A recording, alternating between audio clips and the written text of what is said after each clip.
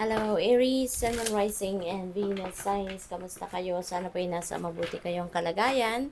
Welcome back po sa Star Tarot. At kung bago kayo rito, welcome din po kayo. Please subscribe, like, share my videos, and leave me a comment kung nakaresonate po kayo. Thank you. So, tignan natin kung anong mga messages ni Universe para sa iyo sa ngayon. First message ninyo, we have the King of Wands. Ayan. So, most likely, ang iba sa inyo, maybe you are going to realize sa ngayon na you are a natural born leader. Dahil feeling ko rito, ang iba sa inyo ay mapopromote sa trabaho at maaring kayo ilalagay sa isang managerial position, no? So, kaya marirealize ninyo na, wow, 'di ba? Kaya ko pala to.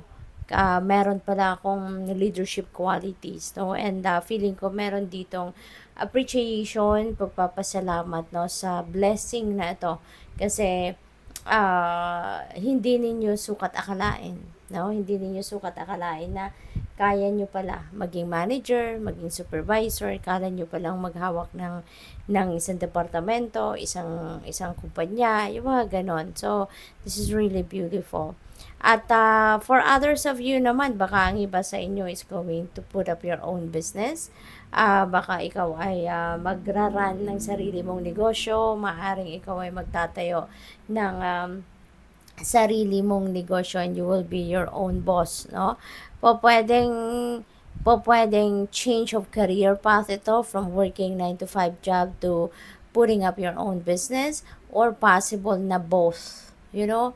Ikaw ay nagtatrabaho, nag-i-employo, and at the same time you are also doing business, no, of your own on the side. Kaya napakaganda. And siguro you're going to embody then the energy of King of Wands sa ngayon, wherein you are very enthusiastic, you're very passionate about what you are doing, at saka determinado, desidido, yung ganun ba, no? Talagang ano kayo, punong-puno kayo ng fire, no, sa dibdib ninyo. At kung ano yung gusto ninyong gawin, talagang yan ay isa sa katuparan ninyo.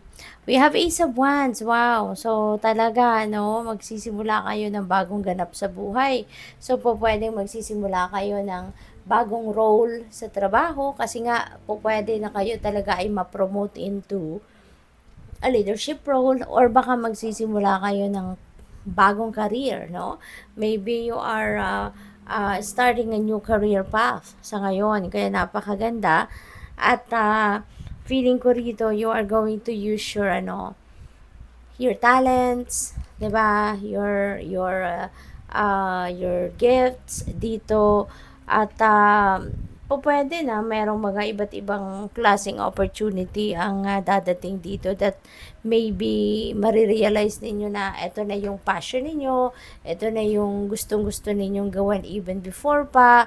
Ito yung, kumbaga, dream come true ito para sa iyo, kung ano man yung ino-offer sa inyo sa ngayon ng spirit, no? Kaya good luck sa iyo, kasi ito na yung simula ng inyong pag-progress, ito na yung simula ng inyong pamamayagpag, no, sa larangan ng karera, trabaho, at ng inyong negosyo.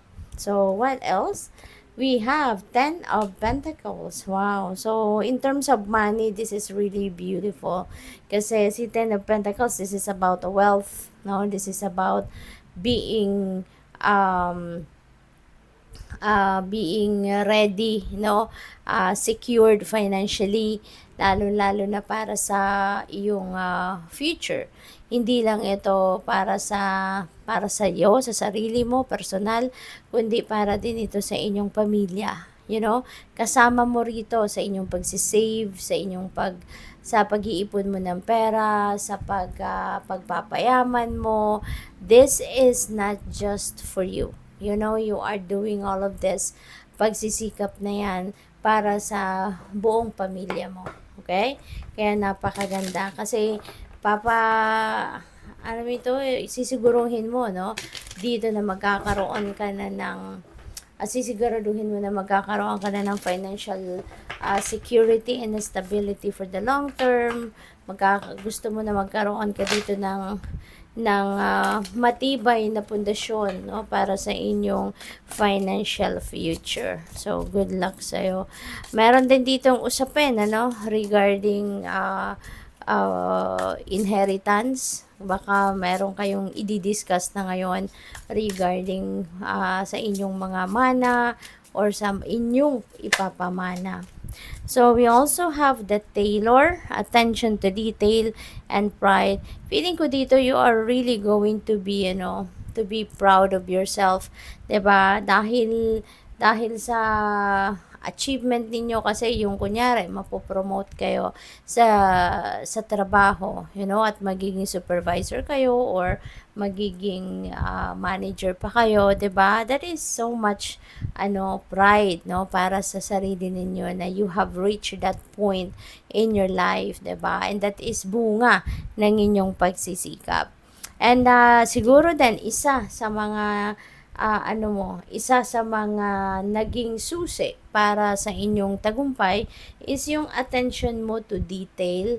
Magaling kang magbusisi ng mga bagay-bagay, magaling kang magdesisyon, kasi alam mo yon, yung tinitignan mo talaga yung inyong buong sitwasyon, the truth of your situation, kung ano yung mga, even the teeny tiny details, regarding your work, regarding the decision that you need to make, 'di ba? You are paying attention to that. Kasi maaring sobrang sobrang magaling ka talaga, Kaya siguro kayo, 'di ba, mapupunta sa leadership role dahil isa sa mga galing mo is that. So, what else? We have the spy master. Ayan, knowledge and distrust. Ang iba sa inyo rito, maybe you are going to study, magre-research, maaaring ganon, or going back to school para mag-gain pa kayo ng mas marami pang kaalaman, lalo-lalo na siguro na kayo ay mapupunta sa isang leadership role, 'di ba? So siguro maaaralin pa ninyo ang ibang mga bagay-bagay, sa paghawak ng tao, pagmamanage ng departamento ninyo, or anything, na related sa sa role ninyo. And pwede rin ang iba sa inyo dito, Aries, din kayo, maging mapagmatsyag, maging vigilant din kayo, kasi baka nakakaramdam kayo rito ng distrust, no, sa mga tao sa paligid ninyo. So kapag meron kayong nararamdaman mga gano'n na parang may pinagdududahan kayo, ibig sabihin nito na there is something, no, kasi hindi mo yan mararamdaman if talagang walang rason. Kung wala kang rason, hindi mo mararamdaman ang pagkawala ng tiwala, no, sa ibang tao kung wala kang basehan.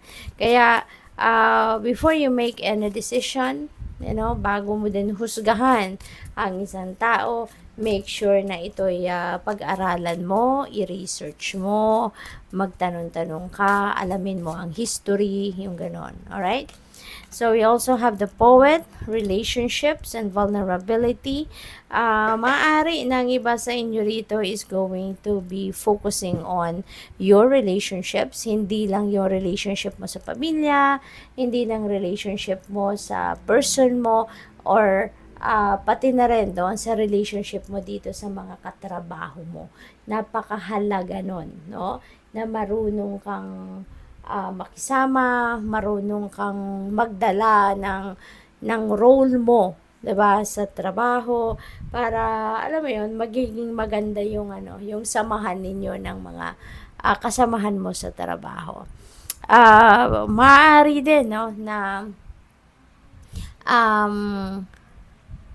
ang iba sa inyo rito, this is a time for falling in love, no?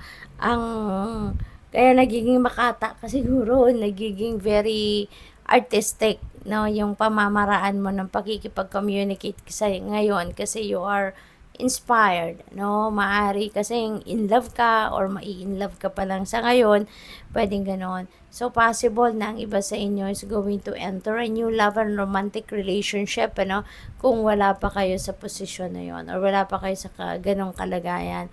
So, maaaring ngayon kayo papasok sa isang relasyon, no, na romantic ang nature. So, good luck. Thank you for watching Love and Light. Namaste.